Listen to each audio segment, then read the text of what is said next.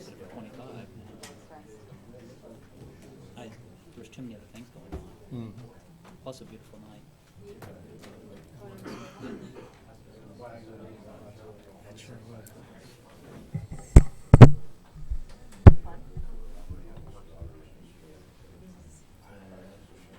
Ms. Beck, when you're ready to go, let me know. All right.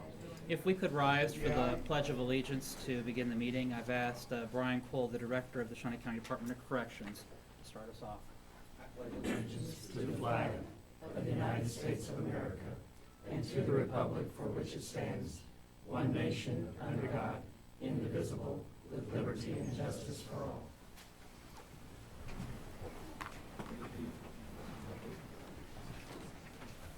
Good morning. Good morning. Welcome to the March 12, 2015 meeting of the Board of County Commissioners for Shawnee County. My name is Kevin Cook. I serve as the chairman of the County Commission. I also represent District 2. Joining me today is Commissioner Shelley Bueller representing District 1 and Commissioner Bob Archer representing District 3. Good morning, Commissioners. Good morning. Madam Clerk, if we could have the first item, please. First item is item 3, consent agenda. Are there any questions or comments regarding the consent agenda? Motion to approve the consent agenda as presented. Second. Motion to approve the consent agenda as presented by Commissioner Archer, seconded by Commissioner Bueller. All in favor say aye. Opposed? That motion passes 3-0. Next item, please. Item 4, new business. A, County Clerk, number 1, consider all voucher payments. Commissioners, there are vouchers totaling $859,930.83. Although there are 35 pages of vouchers, but most of them are juror pay with the district court. But Health Insurance Administration makes up the highest, $222,860.26, with the detention facility and Horizon Health making up the majority of these expenditures, $186,581.38, and then third is Parks and Recreation with $43,204.23. So with that, I don't have any questions, and I would move approval. Second. Motion for approval by Commissioner Bueller, seconded by Commissioner Archer. All in favor say aye. Opposed? And that passes 3-0. Next item, please. Item A2, consider correction orders. Move approval. Second. Motion to approve by Commissioner Bueller, seconded by Commissioner Archer to approve the correction orders. All in favor say aye. Opposed? And that passes 3-0. Next item. Item B, Parks and Recreation, number 1, consider authorization and execution of contract C95-2015 with the Boys and Girls Club for operation and management of the Abbott Center, with the county responsible for all utilities and maintenance costs up to $25,000. Good morning, Commissioners. John Knight, Parks and Recreation. As I spelled out in my memo, I put a little bit of a history to this project. But one thing that what we are here for today is we've negotiated a contract with the Boys and Girls Club. I put this item in front of you guys. It's not been yet approved by the Boys and Girls Club and their board of directors, but I'd be happy to answer any other questions you may have about that. So, John, just to give a little bit of background, this was a matter that was before the County Commission last year, where we approved the negotiations with the Boys and Girls Club, and since that time, your office has been, and the County Counselor and Boys and Girls Club have been discussing the terms of the contract. Correct. It was about late August, early September of last year.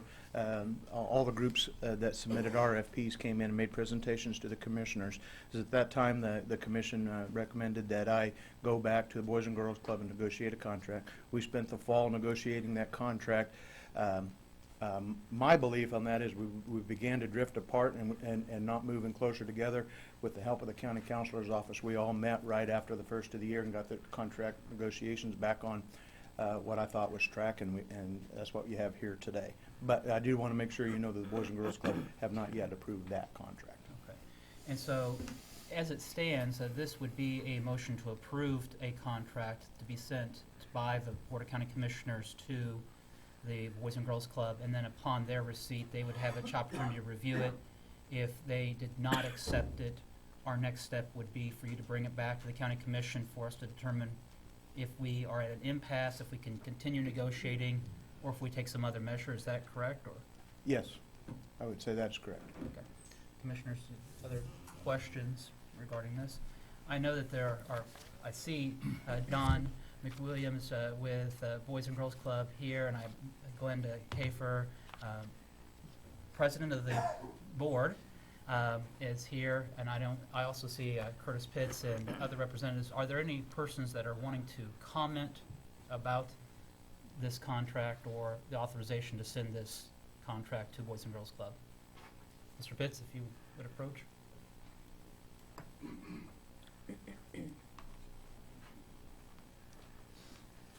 I might also note that I see Tanaya Gibbs, who's the president of the NIA for the neighborhood, also present. Mr. Pitts. Thank you. Appreciate the opportunity, commissioners, volunteers, staff members.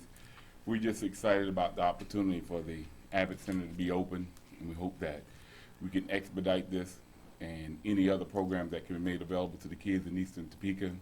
And we hope that you guys are on good terms as far as your negotiations concerned.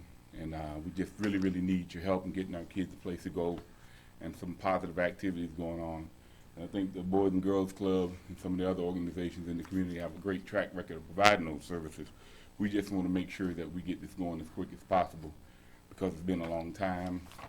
And thank you. Thank you, Curtis. Are there any other persons wanting to comment regarding this? Commissioners, I would make the motion to approve or authorization to send this contract to Boys and Girls Club. Second. Motion made by Commissioner Cook, seconded by Commissioner Archer. All in favor say aye. Opposed? The motion passes 3-0. Thank you very much. Next item. Item C, planning. Number 1, consider request for out-of-state travel to attend a conference with an estimated cost of $2,478. Good morning, Commissioners. Barry Beagles, Shawnee County Planning Department. This is a request to allow myself to attend the National Conference of the American Planning Association, which will be held April 18th through the 21st. This conference provides an opportunity to have 4 days of concentrated training in topics, principles, and techniques related to planning, for which I hope to bring back and apply here in Shawnee County. Now, beyond that, it also gives me the opportunity, because I am a member of professional standing in the American Institute of Certified Planners. Through that conference, it allows me to obtain all the credits I need for my renewal of my credentials, which will carry me for a 2-year period. So that's my request.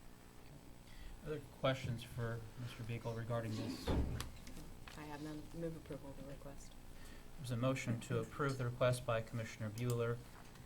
I will second the request for the out-of-state travel, but as per the standard, I would ask that there be a trip report outlining, and also those trip reports being made available to the other department heads so that we are able to disseminate the education that we have across the entire county. I'd be most happy to. Thank you. Motion made by Commissioner Bueller, seconded by Commissioner Cook. All in favor say aye. Opposed? Matters passed 3-0. Next item. Item D, information technology. Number 1, consider authorization and execution of contracts C96-2015 and C97-2015 for annual maintenance for Level 1 support for CommVault software in an amount of $6,376.66, and for annual maintenance for a Spectra Logic T120 tape drive system in an amount of $5,085.60, for a grand total of $11,462.26. Good morning, Commissioners. Pat Oblander with the Information Technology Department. The contracts before you today are, as mentioned in the memo, for the hardware maintenance and the software maintenance for the 2 components that combine to provide tape backup for most of the critical systems throughout the county. All of the servers that we have back up nightly to this tape drive system, and that provides our ability to recover in the event one of the servers is destroyed or becomes unavailable. If you have any questions, I'd be happy to answer those.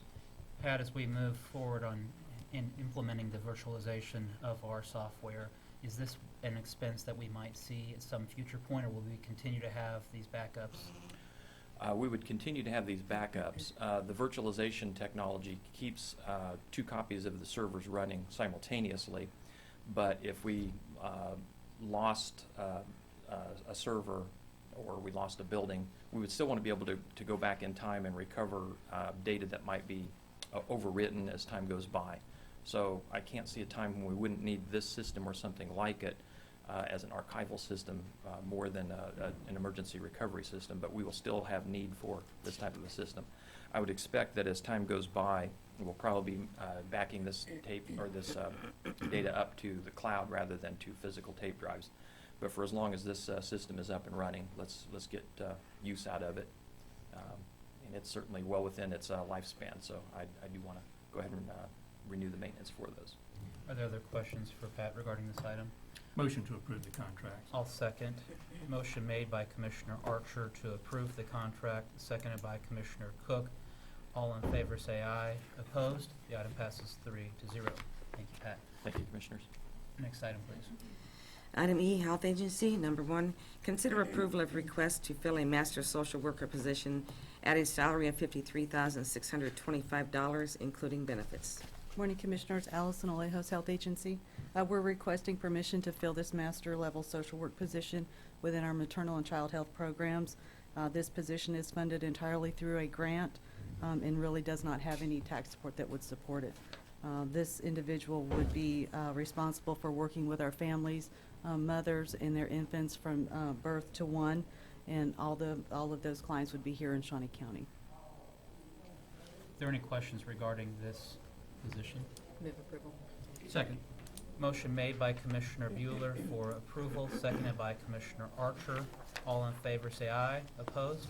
Passes 3-0. Next item, please. Item E2, consider approval of request to apply for a Kansas Health Foundation's Community Recognition Grant in the amount of $8,600. This is a great opportunity that we have before us. The Kansas Health Foundation has recognition grants available, and we would like to apply for one for the amount of $8,600.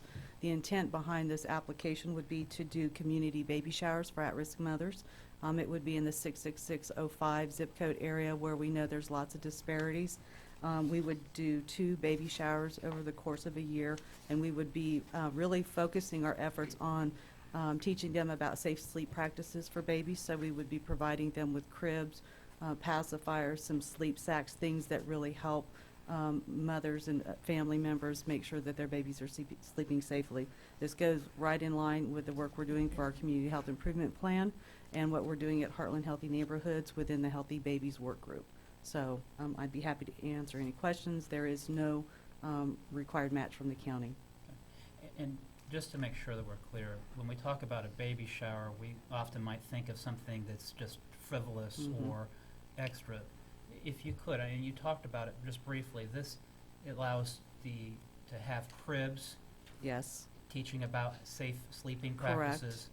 How do we maybe? It is really the intent is to make sure that mothers understand how to put their babies to bed safely so that they're not sleeping with them in the bed next to them. They're putting them on their back. They're making sure that they're not covered by lots of bedding and things of that nature. So it's really educational in nature. It's bringing other partners to the table so that mothers have access to those resources that are available. There would be educational components that would be provided, such as watching educational DVDs. That would be part of the baby shower. And then, of course, giving some of these extras being safe sleeping beds, along with the sleep sacks, things that really make it a much safer environment for babies. And this has been identified as a high-risk neighborhood. Correct. Correct. Are there other questions regarding this? No questions. I will be abstaining from the vote as I serve on the Kansas Health Foundation Board. I will make a motion to approve the request. Second. Motion made by Commissioner Cook, seconded by Commissioner Archer, with Commissioner Bueller abstaining. The motion passes 2-0 with 1 abstaining. Thank you. Next item, please. Item E3, consider approval of request to reclassify 2 vacant LPN positions to certified medical assistants at an annual salary of $34,239, including benefits, and approval of request to advertise and fill the CMA positions and any subsequent positions that result from filling these positions, and approval of request to use a staffing agency to fill these positions if necessary. Alice Weingartner, Health Agency. I can speak today. These positions are critical positions in our clinic setting because these are positions that support our medical providers. They provide the flow in the clinic as well. I do want to acknowledge that I recognize the concern about filling positions as we do look at an operational change with the Community Health Center. But in order for us to continue to maintain the level of services that we have and at the quality level that we've been recognized for, it's really important that we have these positions filled. With that being said, that's why we have evaluated the position vacancies we've had, and we're bringing these forward as a reclassification of positions from the LPN position to the CMA position, knowing that we have some very qualified candidates who can do this work for us. So I'd be happy to answer any other questions. I might note that we've had discussions before this item was brought before the commission. One of the concerns that I had was, as we move forward on the safety net proposal, and Shawnee County starts to move itself out of being a federally qualified health care provider, these are employees that may only be with us for a short period of time. But until that time, we are still treating clients, and we are still operating a business, and you need to have employees to meet those clients' needs. That is correct, Commissioner. And I would also say, too, that we're still going to have a community health center operating in our clinic even when the commission or the county is out of that business. And so we will need staff to do this work in the future as well. So, it's an opportunity for us to get some folks in here, get them trained, and then hopefully have them continue with the community health center with whatever happens with it in the future. Other questions regarding this? Move approval. Second. Motion made by Commissioner Bueller to approve the request, seconded by Commissioner Archer. All in favor say aye. Opposed? Passes 3-0. Next item. Item E4, consider approval of request to apply for the KDHE Aid to Local Grant for the state fiscal year 2016 in the amount of $1,108,663, of which $913,663 is the local health department program, and $195,000 is the community health center program. Allison Alejos, Health Agency. This is our annual grant application to Kansas Department of Health and Environment. It is our aid to local application. This is a significant amount of the grants that we receive to do our business within the health department, and there is also some funding that goes into the primary care clinic. As stated, we're requesting a total amount of $1,108,663. The bulk of that would be to the local health department. In terms of dollar amount, that would be $913,663, and the remaining $195,000 would be for the primary care clinic. This helps support efforts in a variety of programs. We do things within our immunization program. We do things within our WIC program. We've got maternal and child health funding in here. Child care surveys. We've got funding to help us do those activities. The primary care clinic gets some funding as well. And we've got some funding to increase our health promotion activities through our chronic disease risk reduction grant. And we'll be focusing on tobacco-free campuses and some healthy eating activities this year. So I would be happy to answer any other questions that you may have. Are there any questions regarding this grant application? No. I'll make a motion to approve the Second. application. Motion made by Commissioner Cook, seconded by Commissioner Bueller. All in favor say aye. Opposed? The motion passes 3-0. Thank you very much. Next item. Item E5, consider authorization and execution of contract C98-2015 with Clientele, Inc. for an automated appointment reminder system at an average cost of $585 per month. Good morning, Commissioners. Alice Weingartner again with the Health Agency. Back in December, the Community Health Center received funding based on some quality work that we have done, and the intent is to use those dollars to help support ongoing improvements to service, workflows, those types of things. Our Quality Improvement Committee, Internal Quality Improvement Committee, has assessed various items, and this is the first one that we're bringing forward, and that is using an automated phone call system to remind patients about their appointments. I'm sure many of us experience that type of reminder call from our providers already, and this is something that we would be able to add to our service as well. There is also a $250 setup fee because this system will also be able to make those reminder calls to our Spanish-speaking patients as well. So we're really excited about trying this, seeing if it can have some positive impact in our setting, and I would be happy to answer any other questions. This is a contract through December 31st. You know, it's actually not really a contract. We pay as we go, but for the purposes of being able to pay the invoices, we do need approval on this. So that is why it's come before you. So it's a pay per month arrangement. Are there other questions regarding this? I'll make a motion to approve the request. Motion made by Commissioner Cook, seconded by Commissioner Bueller. All in favor say aye. Opposed? Motion passes 3-0. Thank you, Commissioners. Thank you. Next item. Item F, Public Works Solid Waste. Number 1, consider approval of resolution number 2015-21, authorizing the placement of stop signs on Southwest 21st and Street and Southwest Indian Hills Road intersection for the period of March 16th, 2015 through November 13, 2015.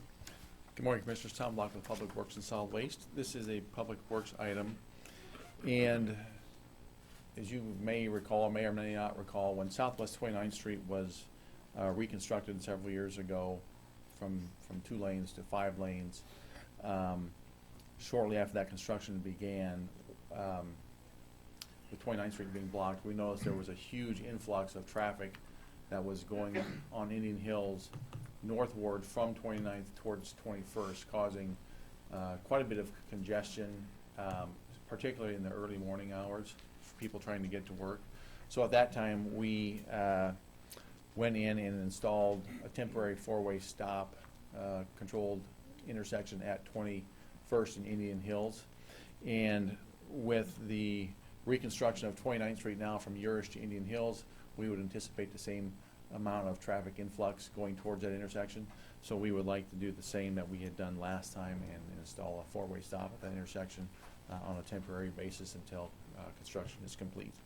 So if there's any questions, I'd be happy to try to answer them. Are there any questions regarding this item? Motion to approve the resolution. Second. Motion made by Commissioner Archer for approval, seconded by Commissioner Bueller. All in favor say aye. Opposed? Motion passes 3-0. Next item. Item F2, consider authorization and execution of contract C99-2015 with Stephen W. and Verna A. Riggin to allow entrance onto their property for the purpose of construction of a 6-inch thick concrete turnout to assist in ingress and egress to their property following completion of the Southwest 29th Street, Southwest Indian Hills Road to Southwest Cannock Chase project. Commissioners, this too is a Public Works item, and this is in relation to the same project, the reconstruction of 29th from Urish to Indian Hills. At the Indian Hills intersection, we're going to be constructing a roundabout there, and the Riggins' home is just north of the end of the island that goes north from the roundabout. And the distance from the end of that roundabout to where their drive enters onto Indian Hills is such that we believe backing out from their driveway is a good condition. So we want to provide them a little slab where they can, as they back out of their driveway or out of their garage, they can just back into the little slab that we want to construct, and then they can enter on the Indian Hills in a forward motion. We believe it would prevent potential accidents quite significantly. So that is the request. And the request is just to accept a right of entry from them to do that. So, Are there any questions regarding this item? Motion to approve. Second. Motion made by Commissioner Archer for approval, seconded by Commissioner Bueller. All in favor say aye. Opposed? Passes 3-0. Next item. Item F3, consider authorization and execution of contract C100-2015 with Cine Company, Inc. to design and build elevated storage units for the solid waste department shop and household hazardous waste facility for a cost of $122,800. Commissioners, Tom Block again, Public Works and Solid Waste. This is a solid waste item. And you may recall a few weeks ago, we brought before the commission that we had gone out for requests for proposals to construct the mezzanines or overhead storage for both our solid waste garage and our household hazardous waste facility to enhance our storage capabilities.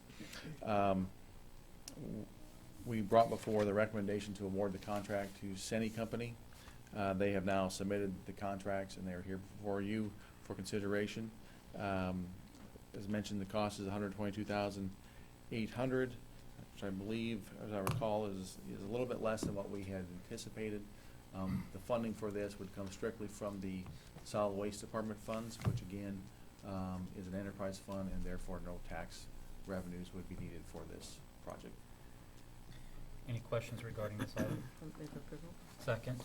Motion made by Commissioner Bueller for approval, seconded by Commissioner Cook. All in favor say aye. Opposed? Motion passes 3-0. Next item. Item F4, consider authorization and execution of contract C-101-2015 with Clean Harbors to transport and dispose of household hazardous waste materials at a cost of between $50,000 and $60,000 per year. Commissioners, Tom Block once again. This too is a solid waste item, and this also is follow-up to previous action taken by the commission. When we accept materials, household hazardous waste materials at our facility, we have to have a specialized contractor come collect them from us and then transport them and properly dispose of them. Previous to this, we had used a company called PSE for several years, and then went out for renewal or for proposals to see if there's any other interest. The selection committee recommended going with Clean Harbors, which previously the commission had awarded the contract to them. And again, this is their follow-up contract before you. As far as the cost, we really don't know what the cost will be because we don't know how many materials people will actually bring to the facility, but I'm pretty confident we'll fall within this range or possibly even less. But our activity up there has been really increasing. It's probably doubled in the past 2 years. But it is our recommendation that we enter into contract with Clean Harbors. And Tom, this has been a really remarkable thing for Shawnee County where people have a safe place to dispose of oils or batteries or other paints or hazardous waste. Oh, it's wonderful for the county, and again, it's free of charge to county residents. And we are working on right now. Also, just to let you know, give a little bit of a preview of what we're working on. We are in contacts with a company that will provide, hopefully, what we anticipate will be free of charge e-waste disposal, which currently we cannot do because there's really no place to take e-waste, which is computers and old TVs and things like that. So we are working on something like that right now, which again would be free of charge to county residents, and we're trying to collaborate with the city of Topeka on this, but we hopefully will be rolling that out before the year's over. So that is something we're really excited about because getting rid of that type of material has not been easy. And I might also note the memorandum has at the bottom a non-tax supported, service-oriented department. And I think that's significant to note that this is a service that's being provided not at taxpayer support, but it is something that benefits the entire community and is an environmental impact as well. Right, yes. With it being, again, underneath the umbrella of the solid waste department. Like I said, it's enterprise fund, so there's no taxes involved. Any other discussion regarding this item? I'll make a motion for approval of the contract with Clean Harbors. Thank you. Second. Motion made by Commissioner Cook, seconded by Commissioner Bueller. All in favor say aye. Opposed? Motion passes 3-0.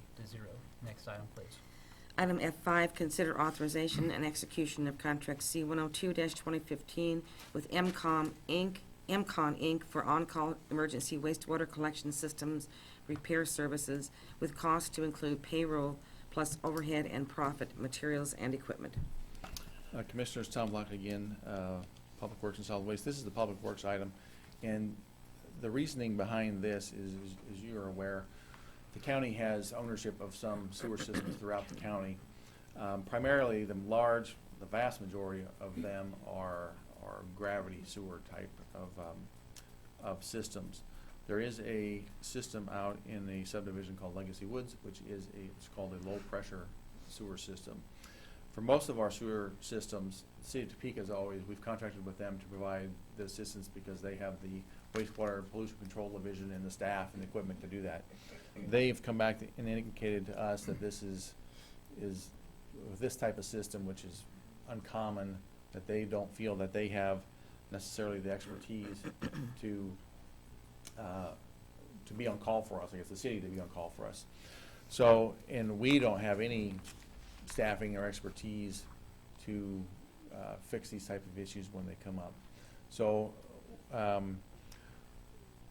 we've had discussions with MCON, who has done a lot of sewer work for us in the past, and have asked them if they'd be willing to be our on-call contractor, or our on-call arm, I guess, of our department, so that when issues come up, particularly in this Legacy Woods area, we've got someone that we can call 24 hours, 7 days a week,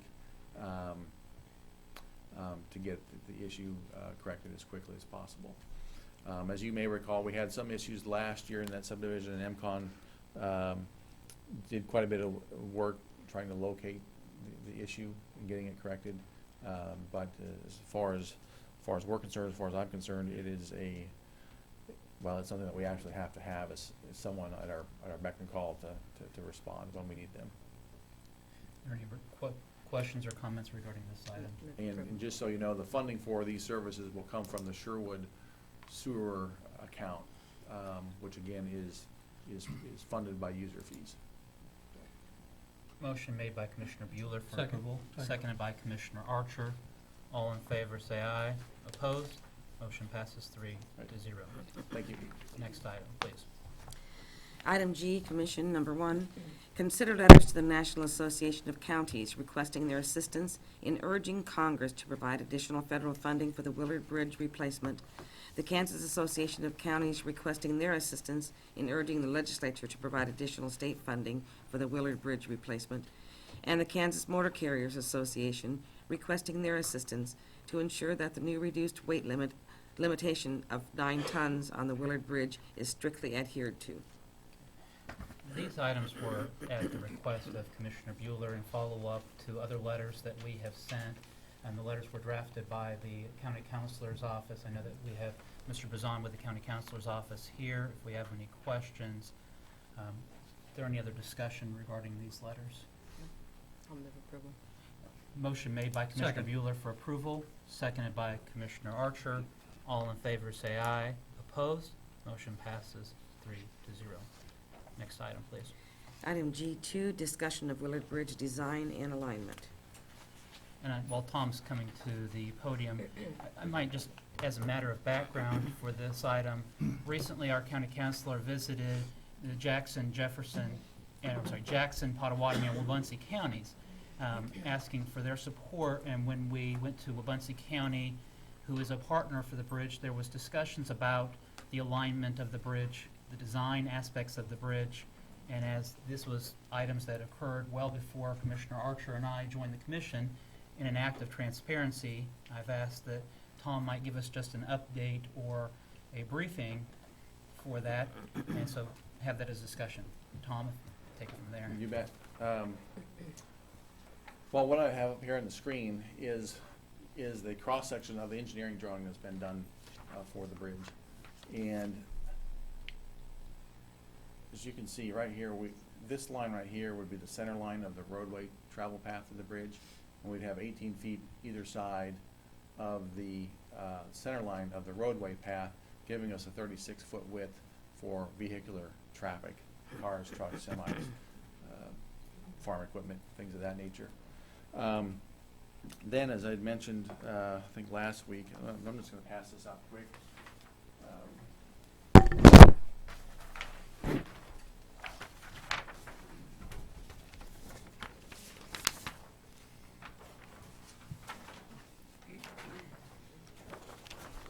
Then, as I mentioned last week, when we became aware of design, or during design, what the extent of the county trails plan was, we became aware that the ultimate plan of the county's trail plan had an extension of the Caw Reserve Trail, which basically leads along the entire Kansas River out and connects in Silver Lake, and then connects in all the way basically out to the western edge of the county, and it would have extensions that lead right to where the Willard Bridge would be placed, as well as extensions going up towards Rossville and again out towards Potawatomi County. So in line with what we had done on the previous project in which trails were intended to be connected to them, there's one up in Northeast 43rd Street up by the North Aquatic Center. We did the same thing where we added I guess a bike slash walking path on the edge of the bridge that we replaced for future connection. So we, upon knowing this and thinking that this is going to be a bridge that will we think it will last or have a lifespan of about 100 years. So falling in line with what we've done on a previous project and thinking that this bridge would last 100 years, we went and added the walking and bike facility onto this bridge also. We think, and I personally think that and I get the cost to add this is not inexpensive. I'm not going to say it's nothing, because it is. It's expensive to do that, but I guess I'll throw in some personal thoughts a little bit. Is we can think about the here and now and only think about the here and now, but in my opinion, we need to think about the future. When I think of 100 years, you think of all that's happened in 100 years from today. The first flight that just happened. We've gone to the moon. We've got the internet, the television. All those things. You think 100 years from now, I would hope that the county will have this trail plan completed, and I think we can, and I think that should be a goal that we can do it. So anyway, it's kind of the reasoning of adding this is that I think the quality of life and components that it will add to this county and the attributes that it will add to the community as a whole and the ability to attract businesses here when we get this implemented will greatly enhance the community as far as the health benefits, the mental health benefits, all those things. There's lots of I think potential benefits to that. So anyway, that's why it was put on, I guess. Tom, if you could, if we could go back just a moment. The bridge originally, it's set for a 36-foot roadway. In doing Right. some research, is 36 standard or is 40 feet not ideal? If we 40 would be the absolute ideal. And that was, before we had thought about putting on the walking and bike facility or path on the side of it, we had it at 40, gives us a little bit wider shoulders on both sides of the roadway, so you could have two vehicles basically break down at the same time and have the bridge be open. When we added this, we decided, we would reduce the roadway width to 36. That gives you enough lane for one vehicle to break down on the bridge and still have people be able to pass it. If we were to get rid of this, we would recommend going back to 40. We just, for the roadway, we think that's better. But anytime you add footage or width on a bridge of this length, going over that type of water feature is not cheap. So we reduced it to 36. The other thing to think about is, even if we don't include this, does not mean that people are not going to ride their bikes over Right. it or walk over it, because they will. And so we want to provide a safe place for them, in which when you have these, you have the concrete barriers and things of that have to be put in place to protect them physically from a vehicle. And the length of the bridge is approximately a quarter of a mile. Yeah, I think it's like 2,298 feet, or just under 2,300 feet. So with this design aspect, you would have 2 lanes going in either direction. If a car broke down, you would have 1 lane for that whatever Yeah, direction they- it was going in. They would have room to pull over to the shoulder. A vehicle will still have room to pull over to the shoulder, and we still would be able to, should be able to get two vehicles past them fairly easily, but not as well as we had an extra 4 foot in the roadway if it's 40 And feet. the area that's designated as the 8-foot sidewalk, that would be blocked by a concrete barrier, Yes, right here, that would be the barrier there. so that there would be no way for a vehicle or other thing to come into that space. It's dedicated solely for the purpose of walking or biking. Yes, that barrier right there is the sole purpose, is for protection of anyone in that area. And as far as, again, kind of just discussion of the cost, what cost does that add to the overall price of the bridge? We think it'd be about 1.5 to 2 million. And the overall bridge right now is at 24 to 25. Yeah, million. yeah, but we think 24 and a half project cost. Yeah. So not quite 10% of the overall cost of the bridge would be in the sidewalk. Yeah, anywhere from, less than 10, probably, whatever 1.5 is, 7 to 9, somewhere, yeah. And if I just, Commissioners, thank you for indulging me, but you talked about earlier that on Northwest 43rd, we added this aspect in the thought being that there would be a trail extension at some point on Northwest 43rd. And is this becoming standard, or is this standard within the engineering community, that where you would have that aspect already designed into your bridges? I would say yes, it is, because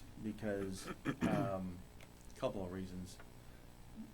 Multimodal transportation is becoming much more of a norm, and that reminds me of another point. All along, we'd always thought, we thought we would probably need to get federal grant money to do this, and having a multimodal, so to do that, we would have to apply, in which there are these Tiger grants, which there is another round of Tiger grant funding that has been, as I understand, has been authorized, but they're not taking applications for it yet. And I've had some discussions with Mark, M-A-R-C, the Mid-America Regional Council over in the Kansas City area, who's been successful in getting some Tiger grants. And they're pretty substantial in getting them. The person I spoke to said they used 10 staff members to develop the proposal. Now, they broke up their proposal, and I don't know how much effort of each person it took, but that's kind of level of effort you might take. Well, we don't even have 10 people to divide this up. But anyway, so our thought was that our thought has always been, try to get some federal grant money along the way. And that's again why we started design back in 2009, was every once in a while there might be a large project in some other region of the country that couldn't go through for some reason, and all of a sudden there's money is available. Our thought was, well, let's get ourselves in a position that if something like that did happen, no matter how small it was, we could be in a position to go pretty quickly. Well, nothing like that's happened in the last 5 years. But again, getting back to our still having our eyes on federal grant funds, it is beneficial to have a grant application where you have multimodal capabilities in your grant. And we might not think of walking and biking as a mode of transportation. Realistically, is this going to transport people to work? Probably not. But it does have the potential of really increasing a quality of life component for the county if we look towards and we make a focus on getting this plan implemented. Hopefully it doesn't take 100 years. Hopefully the next at least 50.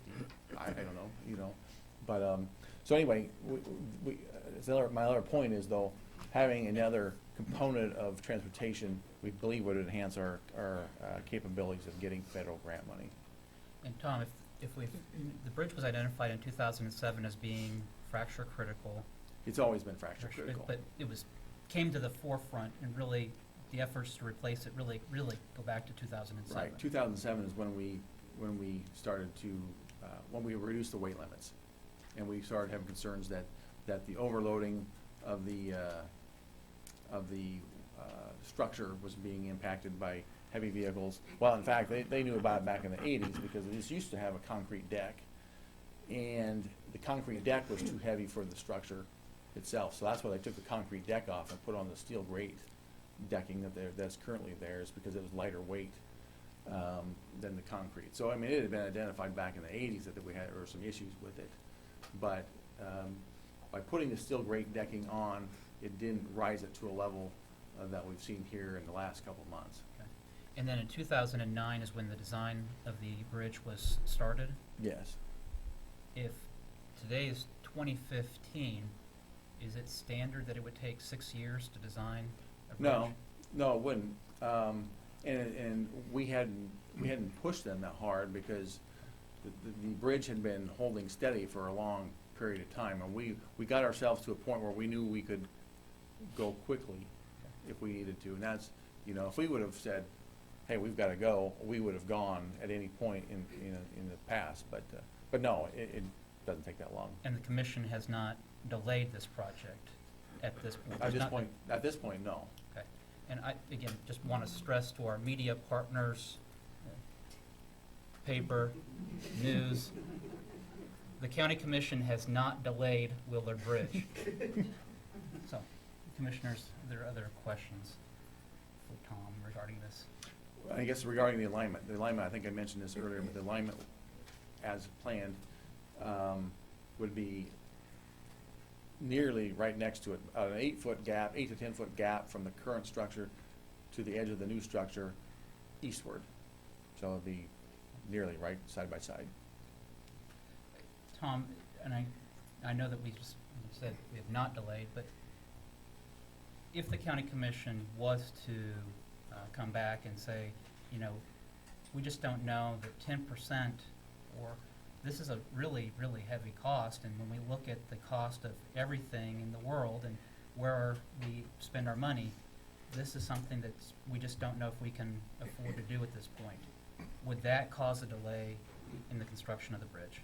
I believe it would, because like I mentioned before, we're about 85–90%. And anytime you take a step back at that stage in the game, I think it would. Also, what I mentioned before, as far as the timing of the construction of the bridge, there's that window from early in the year, January, February, up to April 1st, where we are hoping to get into the river to start building our substructure. If it gets delayed to where we start construction in March, April, then we won't be able to get into the river until, I think, August, to even start our substructure.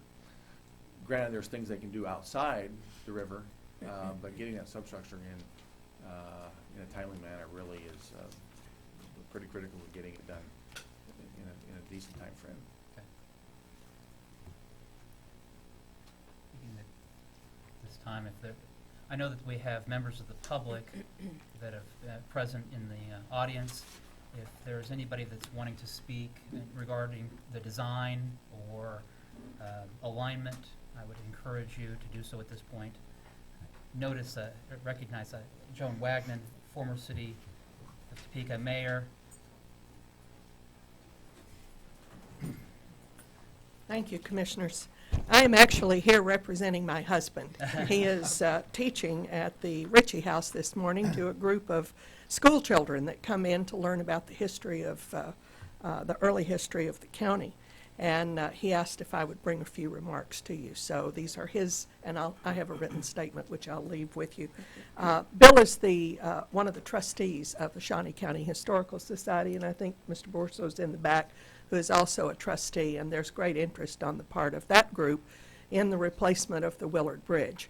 And we understand that it is creating quite a challenge for you to come up with the funding, but we believe that there are cultural and recreational roles that that bridge can play that are very particular to the place where it is. And we hope your replacement plans include pedestrian walks, bike lanes, river access, and a park that can commemorate the site for its roles in the Potawatomi settlement in the area and its use by migrants to Oregon and California in the mid-19th century. The Oregon-California Trail before the Civil War allowed 500,000 migrants to relocate to the West Coast, and it's the largest voluntary movement of people in history. Carlson Road is marked as part of that trail, but trail tourists are at a loss as to what they're seeing when they cross the river. The limestone ledge to the west of the current bridge provided a ford for trail immigrants to cross at low water, and at times there was a ferry in that area as well. A commemorative park at the river's edge on the north side would enlighten visitors about the area's history, and similarly the importance of Uniontown to the trail and to the Potawatomi settlement in the area would give additional heritage significance. And the Trails Association and the National Park Service stand ready to assist with the design of the park and its instructional sign. And we think part of the cost of that can be obtained because the declaration of the Department of Interior of the Kansas River as a national river will also increase recreational usage. The Friends of the Kaw and the Department of Wildlife and Parks have indicated that they are anxious to see a new access facility to the river be located at Willard. And given the current location of the river's channel, that would be on the north side.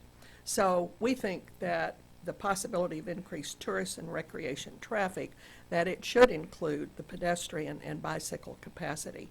It would add public safety and use incentive factors to the bridge. I will leave you the rest of his statement, and in the interest of time, won't read it all. But I guess the point that Bill would make if he were here, you're only going to build this bridge once every 100 years. That's what you've done. So please do it right and consider those factors. Thank you for your time and attention. Thank you very much.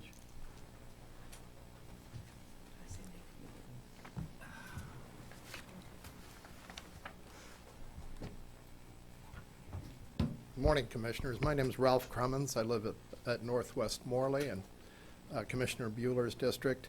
I serve on the Bicycle Advisory Committee and in the Built Committee of Heartland Healthy Neighborhoods. And I'd like to address the bridge today. The cost of the pedestrian bike part is between 5 and 10% of the cost. I'd like to take you back 100 years to Topeka. What did this town look like 100 years ago? Cars were probably not predominantly on the streets. There were buggies, horses. Topeka had a very small footprint. In 1987, when I moved here, Westgate Bridge had been open just for a short time, and pretty much heading north from there, it turned to two-lane blacktop very quickly. I live at 46th Street. There was no roundabout. There were stop signs. It was two-lane blacktop, and there were very few cars. At night, you could wait 10, 15 minutes before you would hear a car go down that particular highway. And of course, we know 75 highway today is very, very busy with thousands and thousands of cars. And trails in Topeka are a tremendous asset of the community. Going out on any Saturday, Sunday, or any weeknight, you'll see walkers, you'll see cyclists, you'll see mothers with children, wheelchairs, many, many people out for a stroll using the trails and really enjoying this aspect of the community. And we know that the plan currently calls for bike trails and walking trails along the river, at least as far as Wanamaker currently, and the long-range plans, of course, much further to the west. Last year we do a count every year. The county or city does a count of users of trails, and last year at one point on the Shunga Trail, the user count is about 1.6 million users a year. So there's a great demand for the trails, and it's very important, and you understand the importance of trails. So as these trails are built over the next 100 years, and we go further and further west, very soon this will not be remote. It'll be very much a part of what happens in Topeka, particularly if we do the river project, the riverfront project, drawing many, many tourists to the community, and from then they'll be exploring the river to both the east and to the west. So I would like to say that some days I do have traveled to work in the west side of Topeka on my bicycle, and I can tell you crossing the Westgate Bridge is quite an exciting part of that. It's quite an adrenaline rush. And of course, when it was built, there were very few people that thought there would be a lot of traffic on that bridge. And in a very short time, we've seen that. And we know as Topeka grows, Rossville will grow. We know that we know Silver Lake will grow, and traffic demand out in that part of the community, the county will see a dramatic increase in users of that bridge. And so I'd like to encourage you to include and continue to include the pedestrian walkway, bicycle lane on this bridge. Thank you. Thank you. Are there any questions for Mr. Cummins? Thank you. Thanks.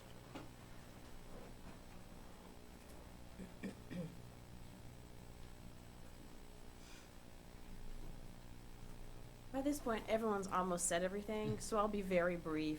I'm Emma Starkey. I'm here representing Heartland Healthy Neighborhoods. For those of you in the room who don't know what Heartland Healthy Neighborhoods are, we work on improving the health of Shawnee County, the ability to have a healthy lifestyle, and the ability to commute using multiple modes of transportation.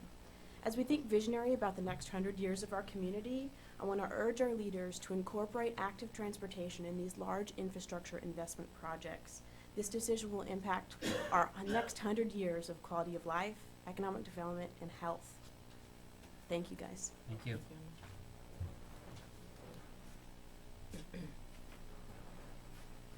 I do have one other comment. Ms. Wagner jogged my memory here. Just so you're aware, we have scheduled a meeting with representatives of Wildlife and Parks. They are extremely interested in adding a river access point at this location. This is one of the final river access points along the Kansas River as the water trail. And I fortunately was able to go on the governor's kayaking trip last year, and I'll tell you what, that was just a lot of fun. And to get out into the Kansas natural environment and just float down the river, sometimes get stuck in a sandbar, but this has been identified as a key access point, and so we're meeting with them to discuss.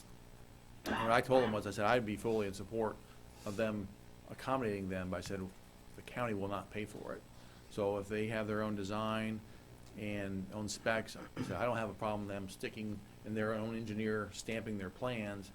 You know, we could stick that design at the back of our plans and then bid that as an alternate bid, so we would have the costs separated out, and then when the costs came in, we go back to them and say, okay, this is what it's going to cost. Are you on board or not? And then we can either accept or reject it. So I think we can easily accommodate them getting an access point here. But I did indicate, well, I guess I can't speak on behalf of the commission, but I said I didn't think the county would fund it for them at all. So.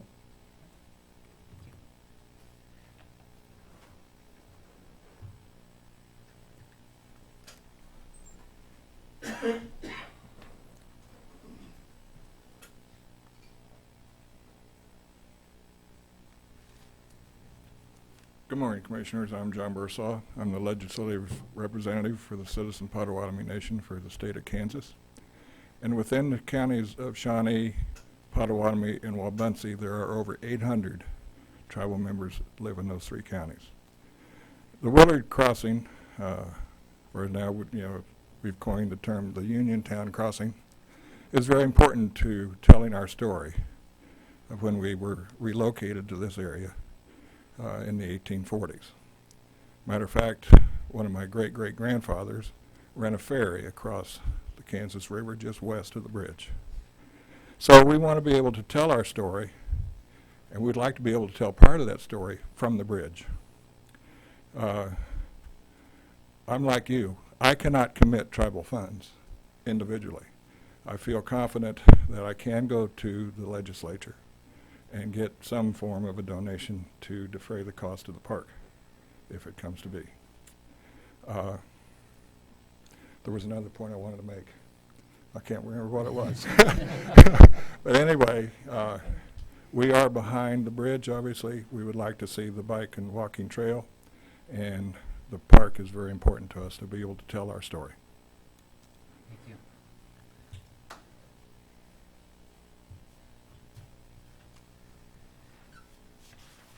Commissioners, I know this is not an actionable item or it's more of an informative item, but having been given the briefing by Tom regarding the design of the bridge and where we are at, and the information provided, at this time I am supportive of adding the walkway, sidewalk to the bridge. But I would note that this is a decision that is not one that's lightly made. When you look at the overall cost impact and to the cost impact of the community and where we are looking at designing a bridge that for some period of time may not have anything that connects to it. But we do have the role and responsibility of looking at not just what's before us today, but looking at where we are going in the future and being the leaders of our community. So, I don't know if there are other comments. If not, we move on then to the next item. Item 5, administrative communications. If there are any persons that are wanting to speak to the commission.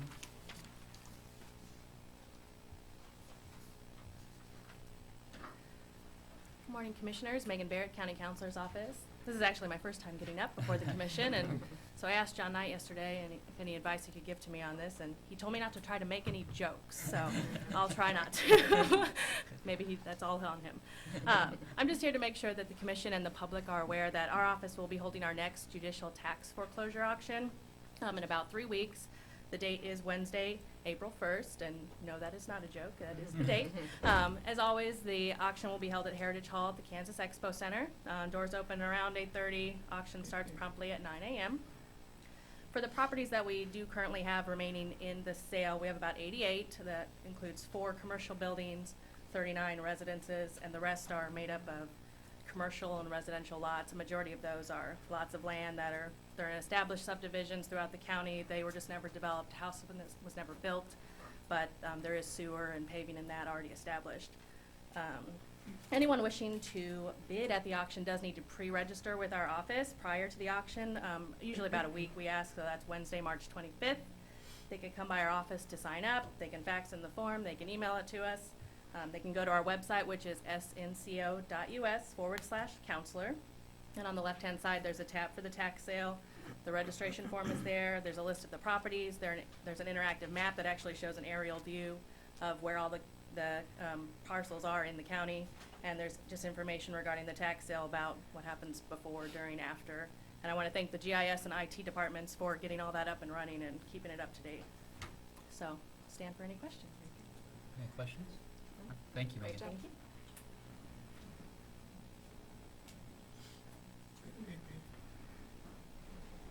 Good morning, Debbie Childers, and I'm actually here this morning representing Dover Pride, and hopefully with good news. I take it as good news. Back in May of 2013, the County Commission signed a government of support that allowed us to apply to be a Pride community through the Kansas Pride Program, which is through the Kansas State Research and Extension. And we are just thrilled with that, and we're moving forward very quickly. And in our first year, we have met the criteria and earned our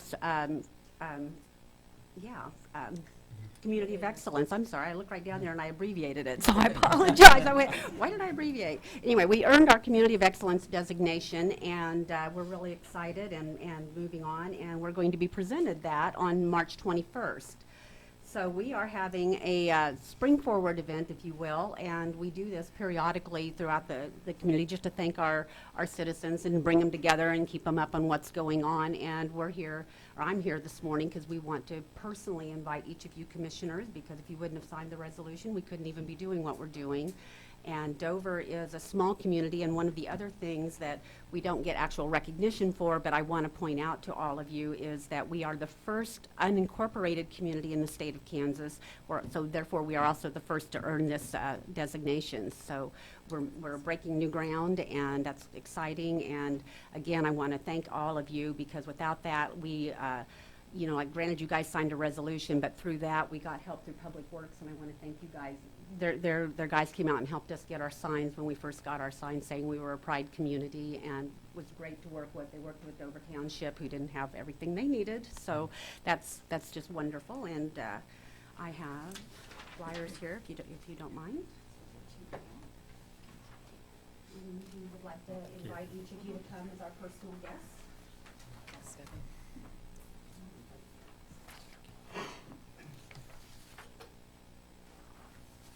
you don't have any questions, that is it. All right, thank you. Are there Thank any you. questions?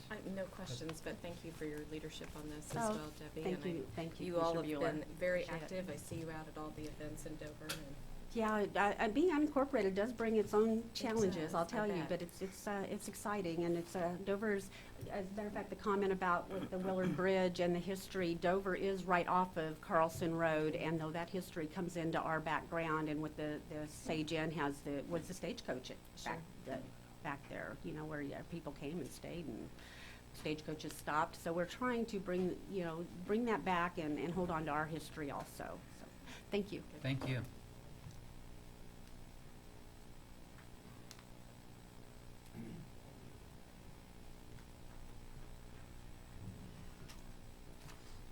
Good morning, Commissioners. Stephanie Mott, Shawnee County Commission Office Assistant and Grant Specialist. I just want to give a quick report on the 2015 Shawnee County Employee Project Topeka Food Drive, and also would start by saying thank you for your support and giving us the opportunity to make a huge difference in our community. The Department of Corrections, through their cinnamon rolls, taco days, inmate cells, and other activities, raised $3,420.50.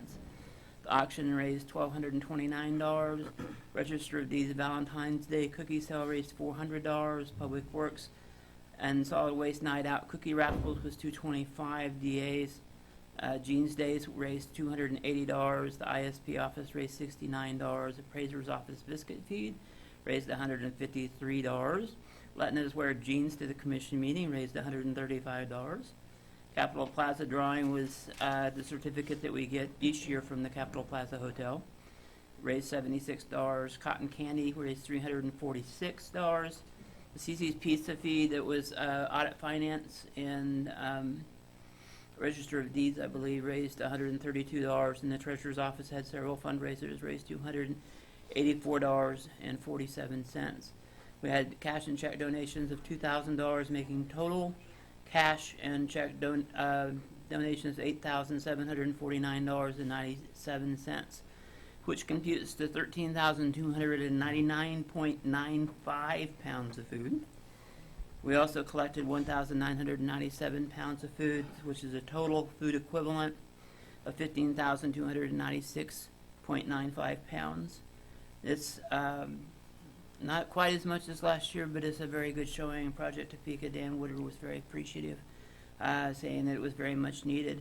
In the last 6 years, we've raised a total of 85,626.96 pounds of food, so a little bit over 42 tons of food for Project Topeka. We'd also announced that the food sculpture contest winners were first place in the small division, sunflowers from the Shawnee County Health Agency California Clinic. In the large division, first place went to Olaf from the Shawnee County Health Agency Administration, including Medical Records Business Office and Maintenance, and second place went to Mario by the Shawnee County Register of Deeds and Elections Offices. Thank you. Thank you. Are there any questions for us? Commissioner Arthur? Quick, and I wanted to note that this is your last day, Yes. perhaps for a while. And we all wanted to wish you all the best in your future pursuits. And thank you for working on Project Topeka. I noticed you said that there was $135 raised at the commission for wearing jeans to the meeting, and I recall the fee being $10. So I'm wondering if it was John Knight or Randy Luby that only paid $5. I'm sworn to secrecy. Excuse me, I have a correction. We had $140. Thank you, Mr. Chair. Thank you. I might just say too, thank you, Stephanie, for all your dedication to Shawnee County. You have done an amazing job. We wish you all the best in your future endeavors. I know you have much planned. You will be very busy, so good luck to you. Thank you so much. I would also echo that we will miss having you here, and thank you for your dedication over the last five and a half years. And really, the Project Topeka, we're going to need maybe somebody else to help lead that. And I don't know what we're going to do next year without you spearheading the auction drive and making sure that we're all left on task. I will come and buy a cinnamon roll from the jail. Thank you, Stephanie. Thank you. Are there any other administrative communications this morning. Commissioner Bueller, did you have anything? No, just to comment on the JADO meeting last night. I thought it was encouraging to have discussion about, and it's timely, with the ending of the sales tax coming up at the end of 2016, and we'll begin a new chapter with economic development. So a lot of good comments from the community. Absolutely. Commissioner Archer, do you have anything? I don't have anything. Okay. I do have a couple of administrative communications. I would start with, we had sent letters to the city of Rossville and the city of Silver Lake regarding the Willard Bridge, and they both have responded, and I'll produce these for the media as well. But the city of Rossville's letter indicates that, and I'll just read it, it's very brief.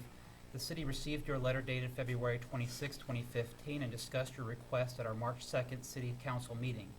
After consideration, it was decided that for Rossville to provide the funds for the Northwest Carlson Willard Bridge is not warranted.